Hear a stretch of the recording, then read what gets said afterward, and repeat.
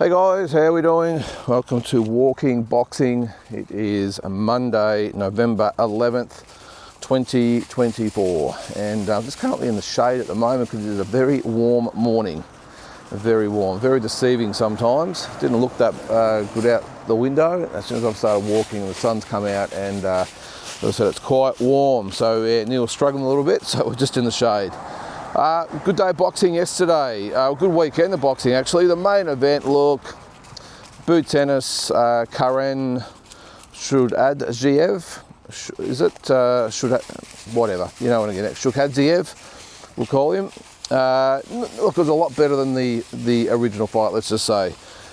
Boots Ennis, were there some flaws exposed? Did not look impressive at all, if you're asking me. I thought that, we'll call him Karen from Ukraine, I thought that was effective. In the first fight, he pretty much ran the whole fight. So, and allowed Boots Ennis to totally dictate what was happening and just win round after round after round. It was a shutout last time. I think it was 120, 108 times 3. Yesterday, look, the scores were still quite wide, but I thought Karen did actually a lot better, and the fact that he put some pressure on Boots and really made him work, landed some really good shots on him as well. I've just always had a few doubts about Boots Ennis because of the competition he's fought, and yesterday sort of proved, I think, that let's all just not get too excited just yet about his prospects against some of the, well, probably more the 154 pounders. There's not really a lot at 147, so and I think he did mention afterwards that maybe he is looking at 154. Yeah, look, I think he's definitely one of those fighters that looks really good when it's all going his way and it's all at his tempo and his pace, and he can sort of do what he wants. Karen really got him out of the comfort zone yesterday, I thought. And look, maybe Boots Ennis was just, maybe he just was a little bit in second gear or third gear the whole way. I mean, he'd won the first fight quite comfortably. Maybe mentally he wasn't up for it, so it showed in his performance. But yeah, I'm still not that impressed by Boots Ennis. I want to see him fight, let's call it a legacy fight or semi-legacy fight, just with one of those really good 154 pounders. Maybe it was the weight catching up to him, I don't know. But yeah, for me, wasn't that impressed by Boots Ennis yesterday. And again, I'll say, maybe had to do just with the opponent. The Ukrainians are very, very awkward guys. They're tough as hell, but they can be spoilers as well. So maybe the styles didn't match up. But the fact that Karen Shudadziev, whatever, really put the pressure on him at times and landed some good punches. Really just, I thought made him look very uncomfortable. So be interesting to see what happens with Boots going forward, whether he says, look, there's really not much here to get motivated for. So I'm going to go up to 154 where there's some very, very good fights. And whether he can still make welterweight, who cares? Go up to 154 and that's where the big fights will wait for Boots Ennis. And as I said, there's not really that much at 147 for him. Maybe Staniosis or a couple of these other guys, but really in the scheme of things, I don't think there's much for him there. So why not make the big dollars, take the big fights? He talks a big game. Well, there you go. I mean, you've got guys like Terence Crawford could probably still make 140 as well, but he's talking about going up to 168 if that's what it takes to get the right fight. So, but the undercard was good. Bam Rodriguez, what a great little fighter he is against Pedro Guevara. Made him look very ordinary and just got him out of that uppercut that he stopped him with or knocked him down with. Wow. The way he just sort of set it up, and it was a sneaky one inside. I mean, that is the sign of a very, very good fighter and champion. And could we get closer to a couple of potential super fights for him with either Nakatani or potentially even Inoue? Wow. There's some excitement down in those lower weight divisions, and I'd love to see him step up. And he's just looks like such a humble young kid as well. Was he 24 years old? Wow. Just going to be a champion for the ages. Maybe you go back to the days of, back in the days of the Michael Carbajols. Well, I think he's going to be better than Michael Carbajal. He probably already is, even though Michael Carbajal was a great fighter. Just, with those those classic fights he had with Gonzalez and these types of guys. So, yeah, who knows? Well, could be on the cusp of a golden era of fights at that weight. I mean, he's already pretty much cleaned out the previous legends. There is talk that maybe he'll fight Chocolatito next. Yeah, look, I'm a big fan of Chocolatito, but I'm just not quite sure he's got that much left that he'd be able to beat Bam Rodriguez. Look, you know, 5, 6, 7 years ago, it might have been a different story, but he hasn't really been active, Chocolatito. He's obviously getting on in age. He's had a lot of wars, so I'm not quite sure that is a great fight for him. But it's you know, he wants to go out with the swan song and, you know, fight the torchbearer, I suppose, and pass the torch to Bam Rodriguez officially. Then maybe they'll get it on. I mean, they have been sparring partners, or Chocolatito has been Bam Rodriguez's sparring partner for his last couple of fights. So who knows?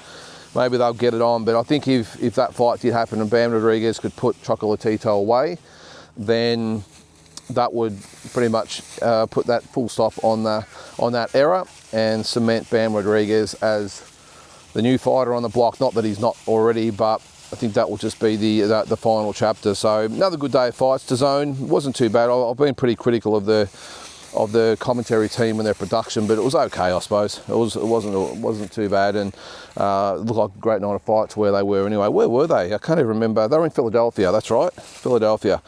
So Boots Ennis' hometown. All right, on to today's little chapter of my journey. Now, this is 1993, and this is where I suppose you could say I got my first taste of the big time.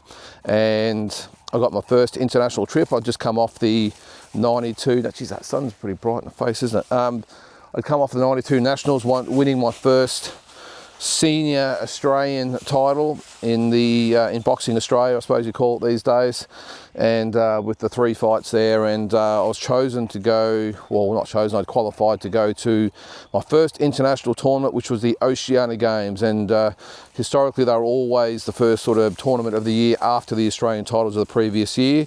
There was an A and B team that went, and it was in Western Samoa.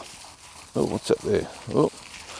So a beautiful country, by the way. Not like it was a very, very poor country, but just beautiful people over there. I'd never been overseas before. Sorry, I take that back. Of course, I'd been overseas before. I'd been to Canada, but not in an official boxing sense, representing Australia. So I was chuffed. I had the Aussie tracksuit. I was with all the rest of the Australian team. I didn't really know anyone on the team. I was always a bit of a loner, so I didn't really get to know people. Even on my own team, I was a little bit sort of standoffish on the Victorian teams. But we went over there, and I was a little bit awestruck because, again, we had the likes of Justin Crawford on the team. I think he might have been the team captain, well deserved. Robbie Peden didn't go. I'm not quite sure what he was doing. Probably just couldn't be bothered getting out of bed for that one for Bomber. That would have just been like a training exercise for him to go over to Western Samoa. But yeah, I got to meet Crawford for the first time. We really struck up a good relationship with Crawford. He's such a great guy, such a tough fighter as well. Just loves fighting, and I think we struck a chord with each other because with our draw, we were the only ones that were scheduled to have 4 fights if we kept winning, which is pretty unusual at those types of tournaments. Normally you might get 2 or 3. He was fighting, I think he might have been at light heavyweight that year, I think. Because he did fluctuate a lot in his weight, Crawford. Maybe it was middleweight, whatever it was. But he was scheduled to have 4 fights. I was scheduled to have 4 fights. And I can't remember exactly who I fought in the first 3. But I won those fights. And I was just riding high. I just couldn't believe I was representing Australia on the international level and getting to know a lot of the guys. So I won the first 3 fights. Got to the final, and I fought the same guy that I'd fought at the Nationals a few months earlier in Michael Nash from WA, and while on the trip we were okay with each other. You could always feel a little bit of friction in the air, and that's what you get when you have an A and B team. The potential, especially at tournaments like the Oceania Games, the odds are most of the time the Aussies fight the Aussies, or maybe the Kiwis in there as well. But we sort of, I think, knew that we were going to butt heads again at some stage. So while we were respectful with each other, we were a little bit standoffish. I remember the actual day that of the fight, of the final, and I was with one group of fighters, and we ran into another group of fighters who was there, and there was that uneasy tension of running into each other on the street. But I mean, it's all in good nature. But we fought in the final, and it was another really tough fight, and I got over the line again in a tough 3-rounder. I think from memory I might have had a point taken off for something. I can't remember what it was, but I did enough to get the win. But as I said, I had 4 fights, which was a real wake-up call, because it's the first time that's ever happened. And as I said before, Crawford had 4 fights as well, so we were sort of buddies in that respect. But yeah, it was just, I still remember standing on the podium, and look, in hindsight, looking back, look at the Oceania Games, it's the Oceania Games, you know, we're not talking Olympic Games here, but I didn't care, standing on the dais, or dais, whatever it's called, with a gold medal around my neck, and they played the Australian national anthem for me. You know, that was being played for me as the winner. And I know it got played about 10 times that night because the Aussies kept winning, but I didn't care. On that particular note, or on that occasion, they were playing the national anthem for me, and I'll admit I got a tear in the eye. I really did. Something I always wanted to do was represent Australia, and I did it, and I'd won a gold medal, so I was over the moon, and I earned it. 4 tough fights, so I was pretty happy with myself. I was a bit busted up and bruised and sore and everything else, as usual, but it was just a really great experience to be on the team with such a you know, with the elite of Australian boxing, and get to know quite a few of them. It wasn't just Crawford, there was a few others I got to know as well, and it was just a really good trip, and it's something I look back fondly at. And because of that, now I reckon I might have won an award there. What was it? Did I win an award? I can't remember. I think I might have won an award, something like that. I can't remember. It was that long ago, 30 years ago.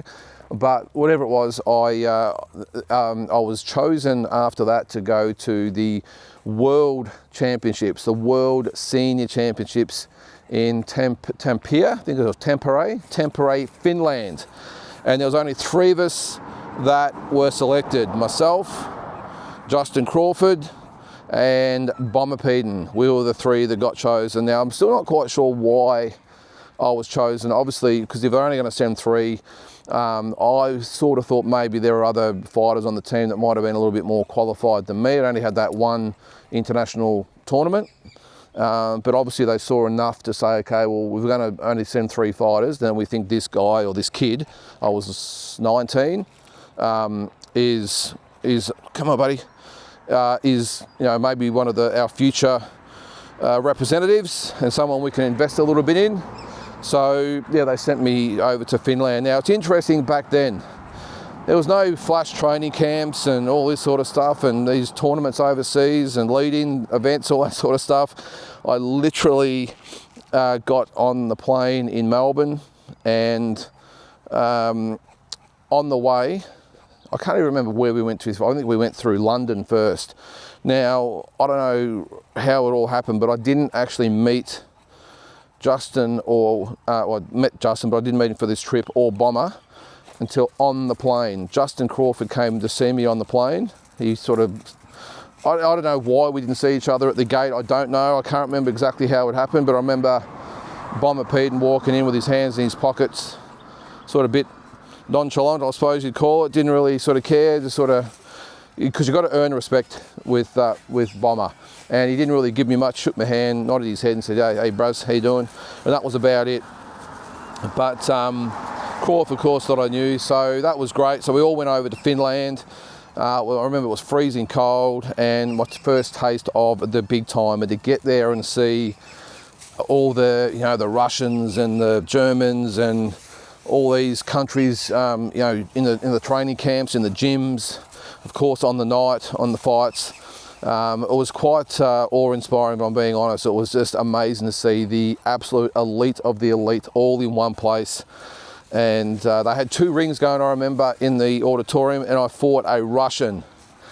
And I led for 2.5 rounds, and he got a point, I think, in the last minute, or whatever it was, and edged me by a point. And strangely enough, I wasn't that disappointed. I mean, he was a good fight. Obviously, Russians can fight. But I just sort of thought to myself, okay, I probably fought within myself, if I'm being honest, because I was a little bit, well, shit, I'm fighting a Russian, well, you know, so I've become a little bit more reactive, whereas in Australia I was more proactive and I would really go after my opponents. But I must admit, just that little bit of hesitancy crept in. First tournament, of course, 19 years of age, and I got no doubt I should have won the fight. I should have sort of gone on with it because I led for most of the fight, and maybe he had a little bit more experience in the last round, whatever it might be, and he just edged me. I lost by 1 point in that fight. But look, it was a great learning experience. As I said, I wasn't too stressed about it all. You don't like losing, but I thought, well, my first taste at this level, I've performed really well. So, you know, there's going to be plenty more after this, and I can't remember how Bomber and Crawf went. They didn't win, of course, but I just remember that whole thing. And what I did afterwards, even though I lost, I sat there and I watched all the other nations fight. The first time I'd ever seen something like that up close and personal live. So I watched all the fights every day. I'd go to the gym and try and practice what I could see they were doing in the ring. A lot of it actually that I know I didn't do was the distance.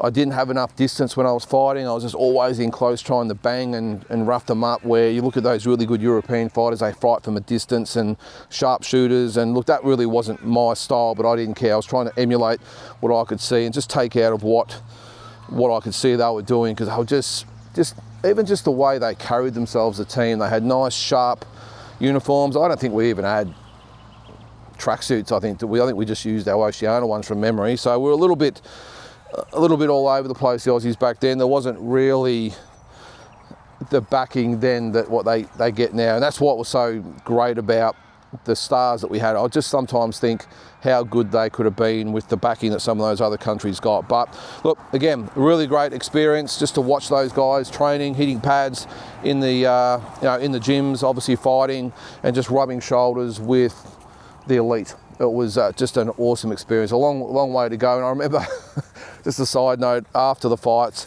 we all sort of went out as you do. And it was myself and Crawf and Bomber, and we ended up out with the Irish. Geez, first time I've ever had a drinking session with the Irish, and probably the last, because the next day I was not feeling well at all. Those buggers can drink. And we had to catch the plane the next day, and I was sick, and I almost got left behind at Heathrow Airport because I had to duck behind the bus to go and chuck up my breakfast. It wasn't great, and I had to do that for I think it was a 3 or 4 hour flight from Finland to London. Then we had a stopover, then it was London to Australia, which is not a short flight. So I did it really hard, and I swore I would never, ever do that again. But yeah, never again with the Irish, that's for sure. Then, at the end of the year, the Australian titles. So went there to defend my welterweight title. Probably, I think it was the first time I'd ever not gone up in weight. Looked like I was solidified at 67 kilos. And I remember I had 2 adversaries, I suppose you'd call them, in my division, who I knew I had to be really careful of, and that was David Birchall, who I mentioned in the last video. Great guy, Dave. Hope he's doing well. Haven't seen him for a while, but he was the New South Wales representative. And there was Richard Rolls from Queensland, and there was myself. We were sort of the 3 big dogs, I suppose you call it, of the division, and we all knew that we were in the mix to fight each other. And I think I said in the last video with Richie, I had a feeling he was in at light welter the year before, where I was welter, but I just, watching him fight, I just had that gut feeling that our paths might cross one day.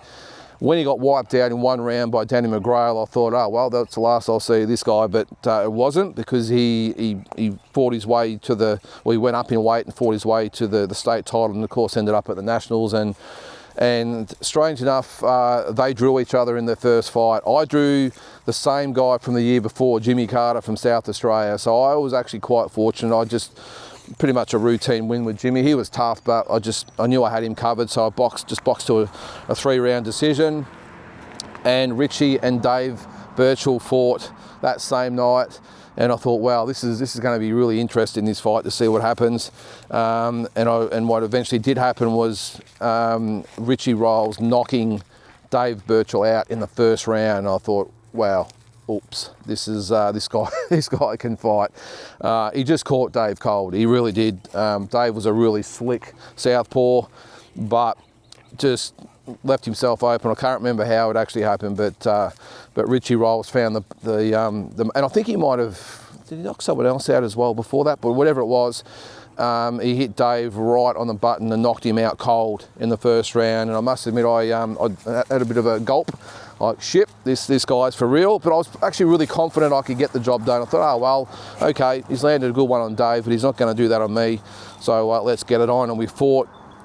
It wasn't in the final, it was the semi-finals. So whoever's on the other side of the draw had a really good run at it, because the best 3 fighters in the division were all on one side and we all fought each other. So I fought him in the semis, and I was really confident I'd be able to get over Richie. Just thought my pressure and my punches would be too much for him. Well, the first round was quite even. Could have gone probably either way. And in the second round, probably committed the cardinal sin in boxing. I led with a hook from nowhere, from duck down, and led with this big left hook.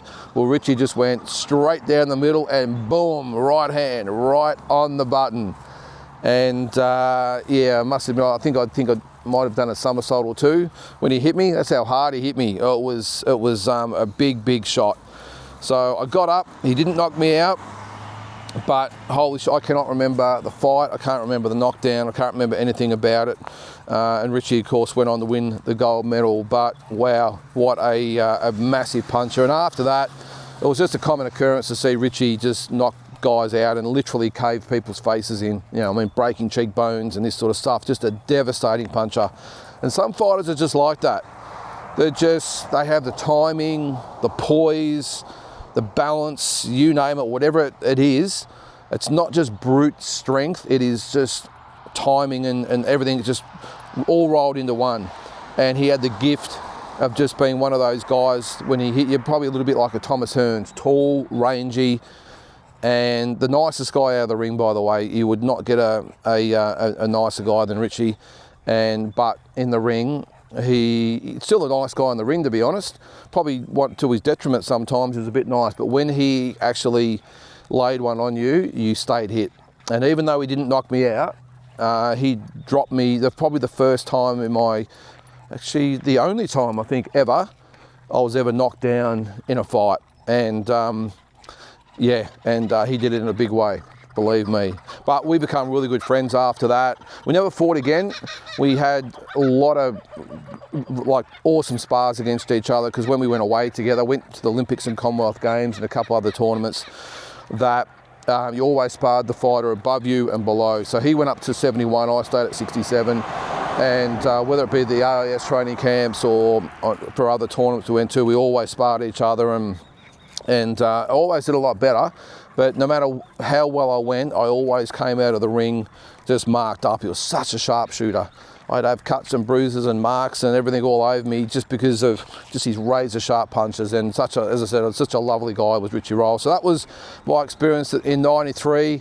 The highs and lows, won the Oceanias, went to the Worlds, and then got beaten by Richie Rolls at the Nationals. And that was really it. I'll get into it in the next video, but I didn't fight in 1994, and I'll tell you why in the next video. But what started off was going to be, I was on my way and I was motivated and really on the march. After that, I must admit, the bottom fell out of my career a little bit, and turning 20 or 21, whatever it might have been, I just sort of drifted off a little bit and lost my way, and I'll talk about in the next one and then how I got back on track after that. So guys, I hope you've enjoyed this video, and have a great day, and we will catch you tomorrow.